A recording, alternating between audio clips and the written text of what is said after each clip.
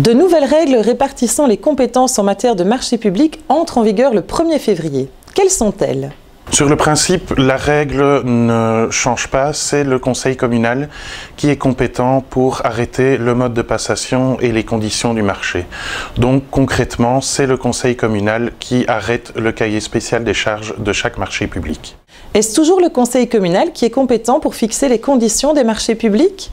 Non. Tout d'abord, le collège communal peut se substituer au conseil communal en cas d'urgence impérieuse résultant d'événements imprévisibles.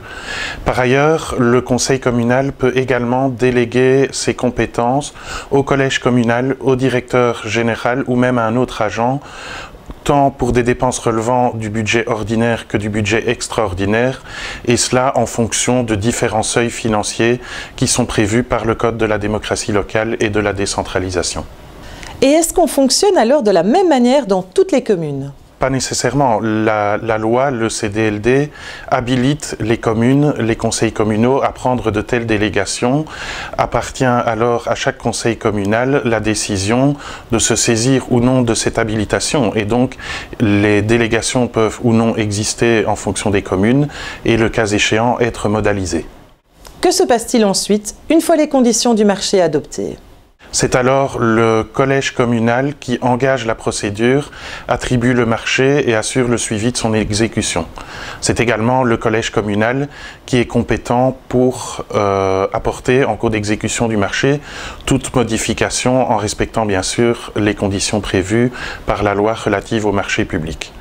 Ces compétences relatives à l'exécution du marché seront bien sûr exercées par l'agent délégué ou le directeur général lorsqu'il a reçu délégation. On le sait, une commune a besoin de personnel pour pouvoir fonctionner. Est-ce que c'est le conseil communal qui gère le personnel ? En matière de personnel, les attributions sont partagées entre les différents organes. Donc le conseil communal a un rôle important à jouer parce que c'est lui qui va adopter les statuts et le cadre, mais le collège, lui, va adopter l'organigramme et la direction et la coordination du personnel se fait par le directeur général sous le contrôle du collège communal. Est-ce que des délégations sont prévues en matière de personnel? Oui, des délégations sont prévues. Donc, par exemple, en matière de nomination d'agents statutaires ou d'engagement d'agents contractuels, normalement, c'est le conseil communal qui est compétent, mais il est tout à fait possible d'avoir une délégation au collège, alors sauf évidemment certaines exceptions qui sont prévues dans le Code de la démocratie locale.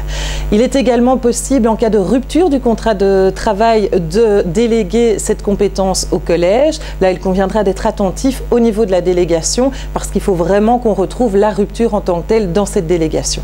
Il peut arriver dans la vie d'une administration de devoir sanctionner des agents. Est-ce qu'il y a des règles de compétences particulières? Dans ce cas-là, il conviendra de bien distinguer si l'on est en face d'un agent contractuel ou d'un agent statutaire. Si c'est un agent contractuel, il conviendra de vérifier ce qu'il en est dans le règlement de travail. Un agent statutaire, par contre, là, c'est dans le Code de la démocratie locale et de la décentralisation qu'on trouve les règles.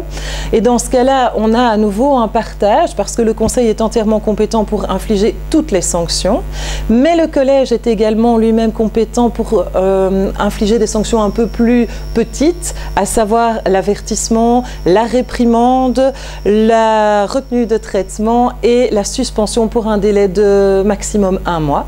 Et le directeur général, lui aussi, a des compétences pour la réprimande et l'avertissement.